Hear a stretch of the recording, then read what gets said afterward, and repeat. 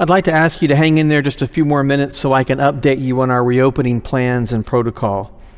We said a couple of weeks ago that we would not reopen for in-person worship before June 7th, and we haven't, and we won't.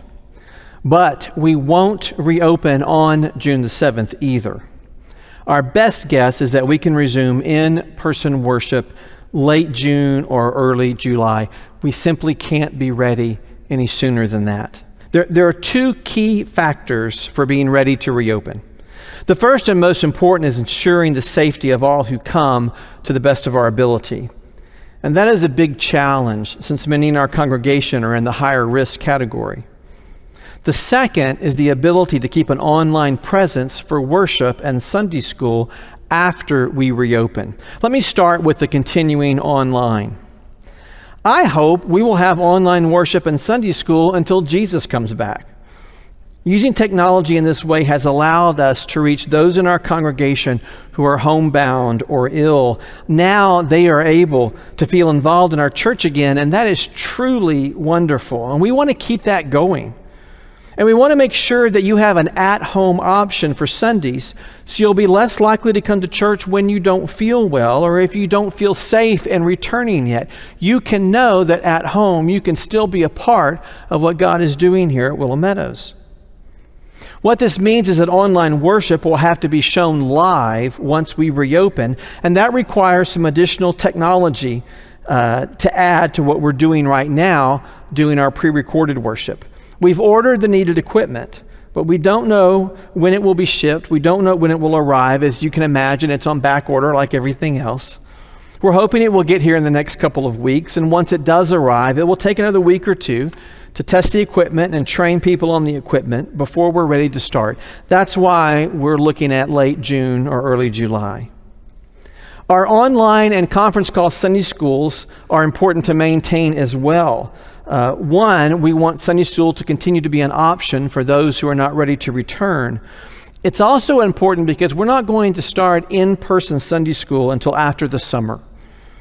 Meeting in a small room for a long period of time is a much greater risk for spreading the virus. Creating safe space for classes is going to take some time and creativity. Plus, our online and conference call classes are going well and our attendance is up.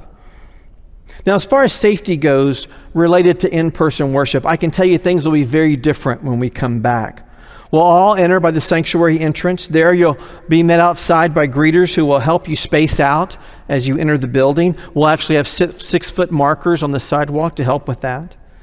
Once you get to the foyer, more greeters will meet you to point you to a table with masks for you to wear if you don't bring your own. Masks are another item that we're waiting on to arrive. Once you put on your mask, we'll give you some hand sanitizer to use before you enter the sanctuary.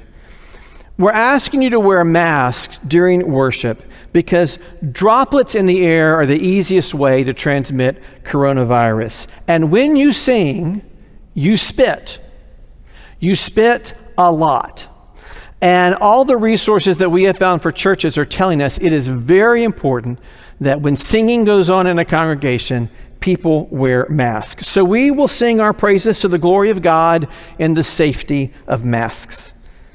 I don't know, maybe we'll sing a little less. Maybe we can take them off during prayers or during the sermon. We're still seeking all the best information we can for the need and use of masks, but we know that those who come to worship will need to be in masks. Now, one way you can look at wearing a mask at church is that you are making a sacrifice for the sake of the health of someone you know and love.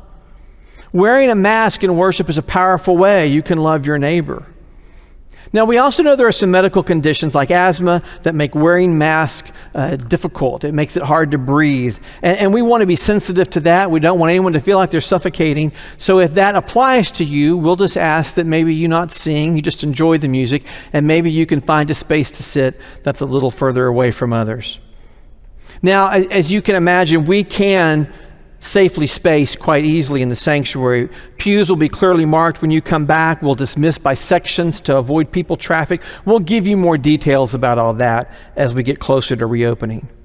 One more item. We are going to start in-person worship with a 2-week trial whenever we start. What we've learned from churches who have already reopened is that the main problem they're having is people respecting safe distancing. They just aren't doing it. No doubt you've seen the story of many churches that have opened and closed down again because the virus has spread among church members. In fact, one church is just up Chimney Rock from us. These spreads are a result of that lovely spit flying around the room and of hugging on each other when we're not supposed to. So, when the day comes to reopen, we're going to try it for 2 weeks. And if you can't keep your hands to yourself, I will turn this car around and take you back home. Seriously, if we can't safe distance or make other needed sacrifices, then we are not ready to reopen. Once we have all the equipment and trained volunteers in place, we should be ready to go. And of course, this gives us a few more weeks to monitor all the health situations in our city and county. But step one is waiting on everything we need to get here. And that's something that we just can't control. We are ready to reopen and see your mask-covered faces as soon as we can, but we want to do it safely with the ability to continue all the good work we are doing online. We're getting there, and we will keep you posted.